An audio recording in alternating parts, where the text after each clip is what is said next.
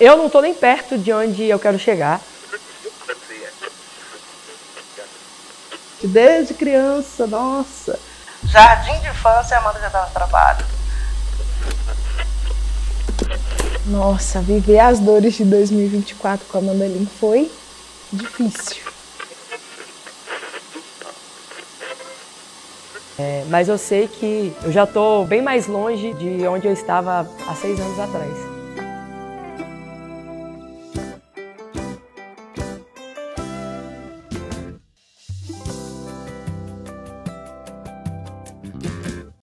Não, porque pra mim, falar, contextualizar os meus sentimentos sempre foi muito mais difícil do que cantar. Eu acho que é por isso que eu acho o palco o meu ponto de equilíbrio. Se eu tô triste, eu descarrego tudo ali. Se eu tô feliz, eu descarrego tudo ali. Então, sempre cantar pra mim foi muito mais fácil do que falar. Então, principalmente quando se trata de mim mesmo. Então, hoje aqui, o meu maior desafio vai ser descrever um pouco da Amanda com a Amanda. E é isso.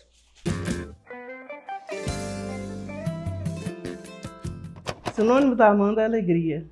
Esse sorrisão enorme que ela tem é desde bebê. Às vezes eu saía com a Amanda na rua, encontrava com as pessoas, eu nem sabia quem era, e ele já brincava, ei, Amandinha! E ela já abria aquele sorrisão. Eu costumo dizer para ela que o cartão postal dela é o sorriso dela, que é cativante. Então, assim, essa simpatia é desde criança, desde bebê, que a Amanda tem.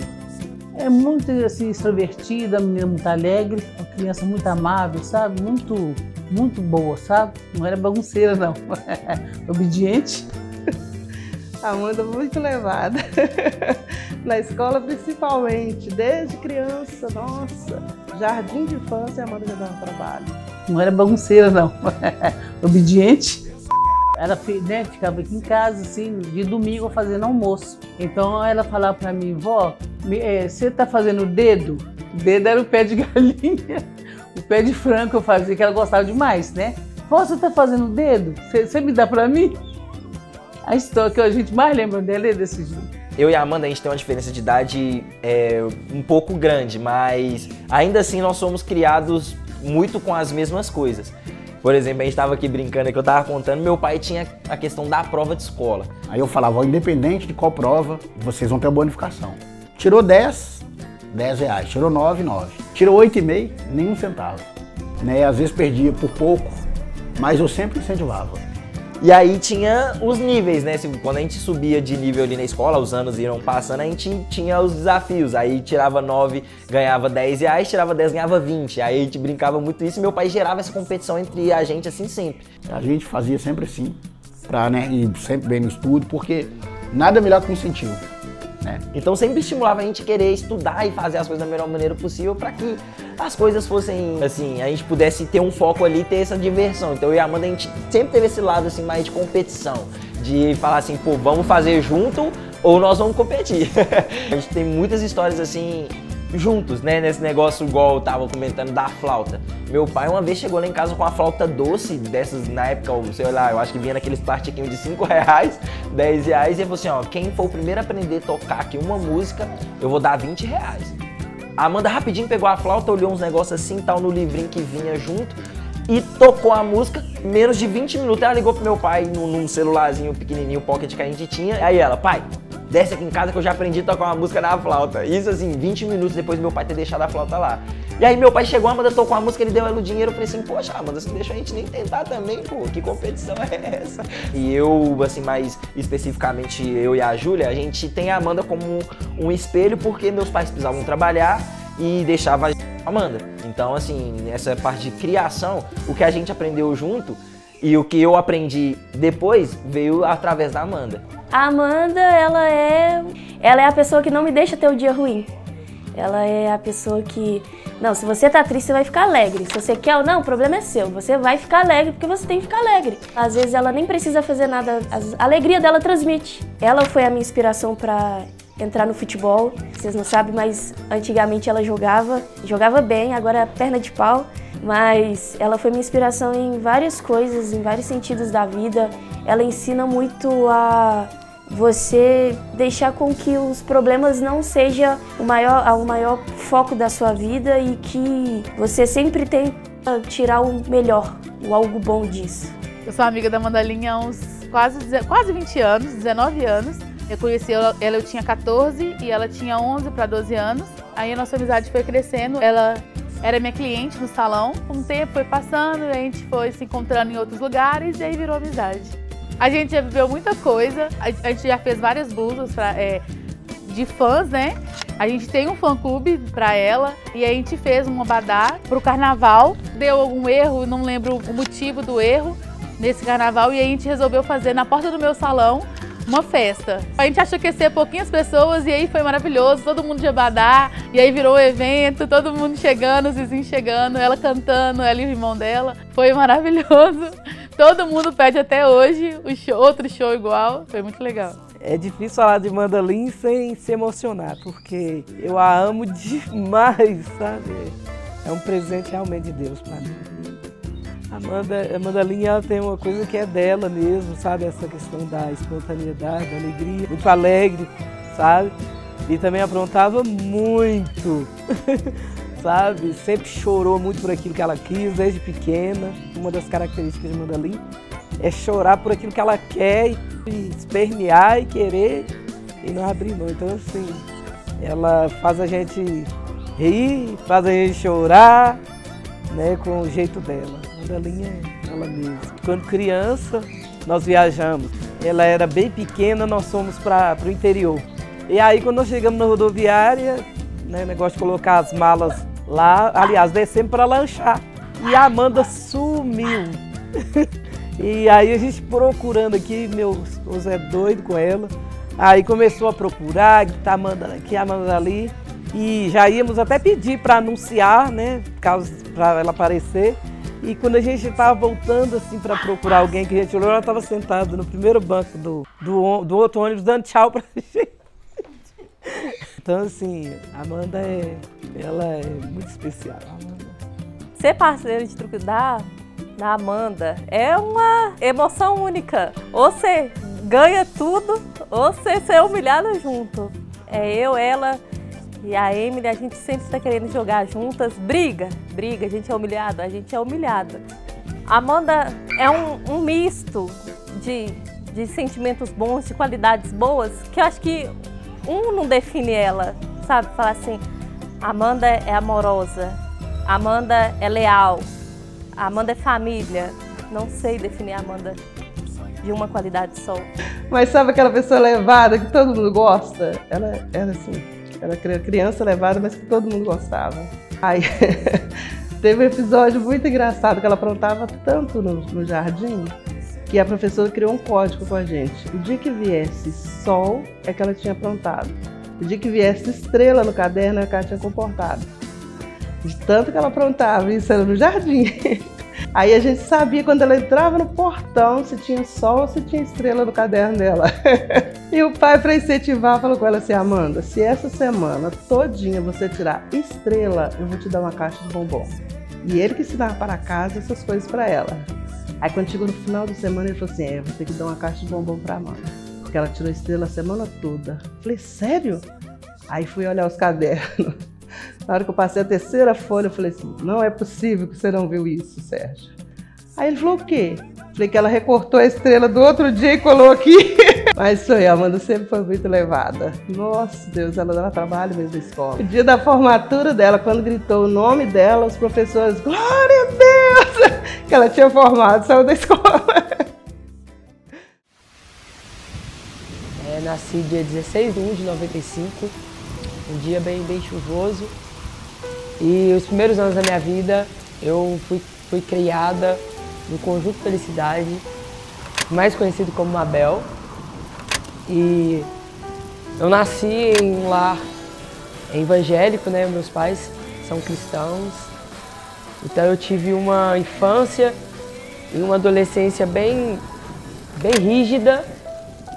Eu acho que também a forma como meus pais aprenderam o evangelho foi a forma como eles reproduziram isso na minha criação. Eu tive uma infância e uma adolescência muito voltada ao cristianismo, ao que os meus pais acreditavam que como bom.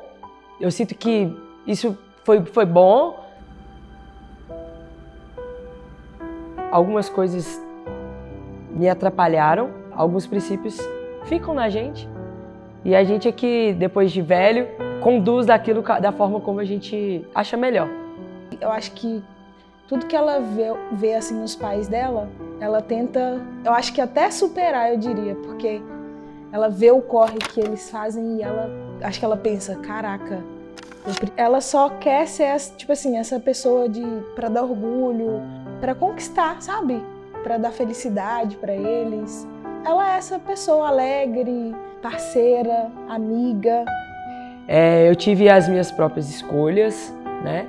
E com elas veio o meu desligamento da igreja evangélica. Não quer dizer que eu não acredite, né?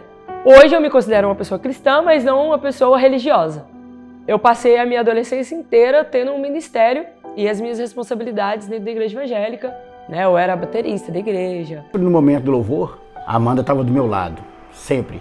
A gente deu tocando ali. Aí, de repente, ela foi, né, crescendo, foi olhando. Terminava de tocar ali, terminava o culto, ela sentava lá e ficava batendo. Ficava batendo nos pratos. E, às vezes, o pessoal, né, um olhava com cara mal, assim, por causa do barulho, né? Ela não dava conta de chegar nos pedais, mas ia batendo. Aí, na medida que foi crescendo, né, foi tomando gosto pela bateria. E na igreja, ela começou, na verdade, tocando, né, tocando bateria. Eu era a que dançava, a que participava do teatro. Praticamente de segunda a segunda eu estava dentro da igreja. Ou você cumpria com todos os deveres para participar, para estar dentro daquilo que você gosta de fazer, ou não era assim. Como eu gostava muito do grupo de louvor, que minha mãe era líder do grupo de louvor, inclusive, eu tinha algumas obrigações, eu acho que até maiores que de alguns outros colegas meus, né? E aí eu sempre quis cantar, mas eu nunca tive a chance de ter esse ministério como cantora. Ela tocava na bateria e eu ministrava louvor. E aí nós começamos a ensaiar uma música até da Nívia Soares. E aí um integrante da banda também, que cantava, ele falou assim, vai ficar bom a Amandinha fazer essa parte. E ela praticamente narrava uma parte da música, a gente cantava e ela falava. E ela fez e ficou muito bonito.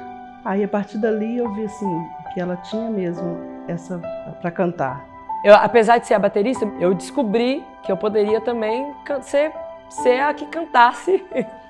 Porém, eu nunca tive a oportunidade de cantar na igreja. Eu lembro que a pastora tinha um pouco dessa resistência em me dar essa oportunidade. E eu lembro que quando eu pedi ela, eu falei assim, pô, eu queria muito cantar um dia. Queria participar do grupo de louvor, mas cantando. E eu lembro que ela falou assim, eu não acho que você tenha voz para cantar.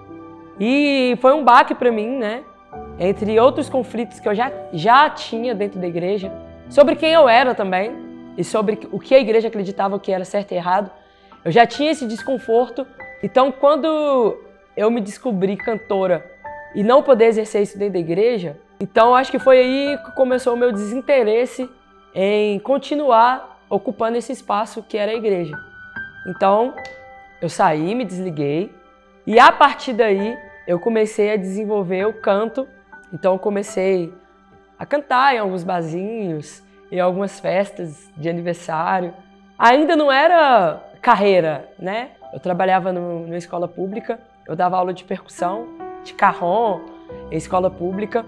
E aí eu comecei também, uma vez ou outra, a cantar pop.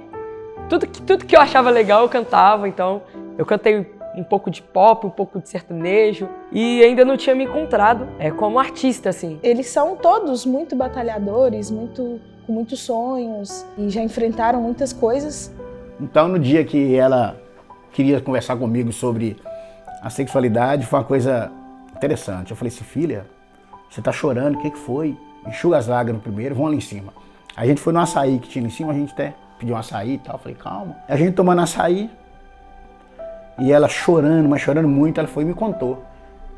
E eu tomando açaí assim, a gente tomando açaí, depois que ela me contou tudo, eu só virei e levantei. É isso que você tem pra me falar? É, pai. Eu falei, filha, você tá chorando por quê? Aí ela, como assim, pai? Você não vai me xingar, não? Eu falei, Aí foi onde eu falei com ela, eu já sabia. Me abraçou, e nós dois ali, falei, filha, isso não é problema pra mim, isso não existe como problema.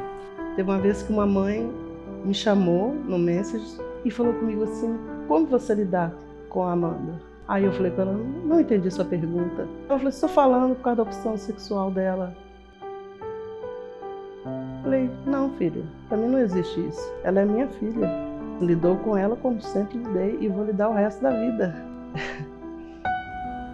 Viver as dores de 2024 com a Amanda Lima foi difícil. Não só ela se perdeu assim, um pouco de tudo, mas eu também acabei me perdendo, sabe? Porque eu via ela e eu me sentia com uma sensação de impotência, assim, de não conseguir fazer mais. Então tudo que eu conseguia fazer para que ela ficasse a mais tranquila possível, eu fiz. Mas foi muito difícil ver ela sofrendo e ver ela não fazendo o que ela gosta de fazer, sabe? Ver ela perdendo o gosto de fazer o que ela ama fazer. Quer estar em cima dos palcos, quer ser ela, sabe? De subir e ter aquela energia foda. Foi muito difícil. Muito mesmo. Então, 2024 foi... 23 e 24 foi um ano difícil pra mim também. A Amanda sempre me contou tudo. Ela tenta me contar sobre tudo pessoal e da carreira dela. E aí eu passando por problemas, e aí eu não poderia saber de coisas ruins. E aí ela com medo de me contar coisas, e tipo assim, eu sabia que ela estava muito mal, e ela tentava não me contar os problemas dela. E aí só que eu sabia o que estava acontecendo, né? Ela estava tentando ser forte para poder não deixar a gente mal, só que a gente via que realmente o brilho dela estava apagando. Eu fiquei com medo do que ela poderia fazer. A gente estava com tanta esperança e a gente ficou, nossa, a gente pediu tanto para ela poder realizar esse sonho que parece que era mais sonho nosso e da família do que dela. E aí ela ficar mal desse jeito. Era como se a energia da casa tivesse mudado. Quando a Amanda chega lá em casa, é diferente. Eu saio do quarto, a gente senta na sala, a gente senta na cozinha, troca ideia, brinca, diverte, tudo. Quando eu comecei a perceber que ela tava chegando lá em casa e isso não tava acontecendo, eu pensei assim, poxa, velho, a Amanda tá precisando de ajuda, tá acontecendo alguma coisa diferente. Com meu irmão também, a gente sempre conversa muito, eu chamei ela pra conversar um dia, eu falei assim, nega, o que tá pegando? Eu vejo que você tá mal, cara, o que tá acontecendo e tudo. Eu tentava, reanimar ela o tempo todo, porque a gente sentia falta daquela energia contagiante dentro de casa. Às vezes eu pegava o violão, quando ela tava, assim, na fase sorrindo e tudo, brincando, a gente cantava, brincava e tudo, e quando eu pegava o violão nesse momento, ela não queria cantar, pô, é o que a gente faz o tempo todo. E eu falava assim, poxa, nega, você tá perdendo o brilho de querer fazer o que você ama. Eu e a Amanda, a gente não era tão próximas assim. A gente foi se aproximar mesmo em 2022. Acho que por conta do divórcio dos meus pais, acabou que cada uma foi para um canto. Ela sempre fazendo as coisas dela, eu sempre treinando ou jogando. Quando ela veio com a notícia que ela ia embora, eu pensei, meu Deus, mais uma vez vou perder a minha irmã. Mais uma vez ela vai embora, a gente vai se afastar. E a gente não vai ter mais aquela proximidade. Para nós foi muito difícil, porque a gente sempre foi muito unido, muito junto. E a gente sabe que todo sonho tem um preço, né? E a gente entendia que aquele era o preço que a gente tinha que pagar. Então, quando a Amanda foi como se estivesse levando o coração da gente junto. E a Amanda, sempre que tinha oportunidade, ela vinha. Então, todas as vezes que a Amanda vinha, nós tínhamos que fingir. A gente tinha que fingir que não estava sofrendo. A gente tinha que fingir que não estava sofrendo para ela não sofrer, né? Mas não tinha jeito. Era choro toda vez que ela via, que ela ia embora. Custamos acostumar com a ideia da Amanda ter ido embora morar em São Paulo. E quando ela me fez o convite para estar indo embora também, na hora eu não pensei duas vezes em falar, vamos embora. Eu estava com um emprego bacana, eu estava no meu melhor momento na fase do futebol e tal, mas isso eu nem pensei, eu só pensei, vamos. E como a Amanda é uma pessoa muito alegre, no começo a gente via a empolgação dela, a gente via a realização dela de estar numa terra de oportunidades, de estar em um ambiente que poderia sim enriquecer a carreira dela. E a gente sempre se tratou muito com carinho. A Amanda nunca foi uma pessoa de ser rude ou de ser sem educação, ela sempre foi uma pessoa carinhosa. Quando eu comecei a notar que ela começou a a se afastar mais, a ficar mais calada, a ficar mais triste. Às vezes a Amanda subia pro terraço de casa e voltava com o olho todo inchado de chorar. E aí eu não tinha entendido muito bem, até que um dia eu fui fazer uma brincadeira com ela e ela gritou comigo. E aí, nesse dia eu percebi que a minha irmã precisava de ajuda, sabe? Nesse dia eu vi que ela não estava bem. Conseguiram apagar a luz dela.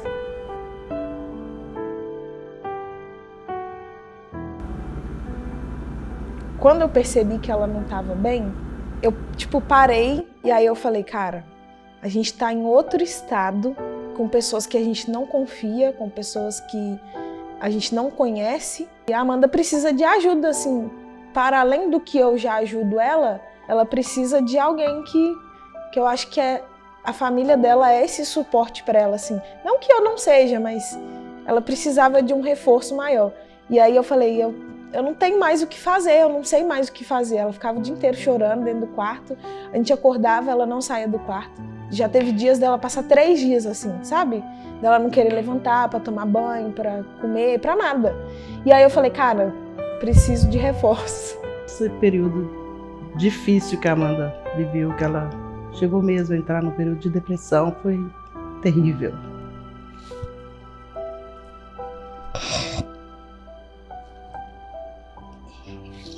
Eu tive que passar para ela força, enquanto eu estava desmoronando também. Teve um dia que ela me mandou mensagem e ela me falou o que ela estava sentindo aquele dia. Aí eu falei, filha, não aceita. O que você está me relatando é um quadro de depressão e eu não aceito. Nós saímos daqui e fomos buscar ela em São Paulo. E ela queria desistir de tudo. Aí eu falei com ela, filha, é um processo. Todos nós precisamos do nosso tempo. Falei, vamos para casa, você vai ter esse tempo conosco, comigo, com a sua família, até você se reerguer de novo, você não vai desistir. A gente tem que passar por extremas coisas para poder ter vitória, né? Igual eu falei com ela, levanta, sacode de poeira e dá a volta por cima. Isso é passageiro, você não se preocupa não, porque isso vai passar. Você vai ser vitoriosa. Acho que para Amanda, em breve, parece que só tá faltando um passinho, sabe? Parece que a gente tá no caminho, ela tá no caminho e parece que só precisa de uma pequena oportunidade para todo mundo já ver o que ela é, sabe? Eu vejo ela grande, é no Manaus da Amanda. Eu vejo ela assim, sabe? Eu morro de orgulho disso e é o que eu espero para ela. E acredito que vai acontecer muito breve. Às vezes ela, sei lá, às vezes ela quer fazer coisas mirabolantes e ela consegue, surpreendentemente ela consegue. Eu acho que a força de vontade dela faz ela caminhar e ser essa mulher foda que ela é. É uma mulher muito forte. O diferencial da Amanda é o jeito dela. Esse carisma, essa simpatia, ela chega, ela é cativante. Então sim, isso abre portas para Amanda. Eu falei, Amanda, quando ela começou a deslanchar, eu falei assim, filha, nunca perca a sua essência. Falei, o que faz o seu diferencial é a sua essência. Nunca perca. Aí ela falou assim, mãe, promete pra mim que se você perceber que eu estou me perdendo, você me puxa. Puxa.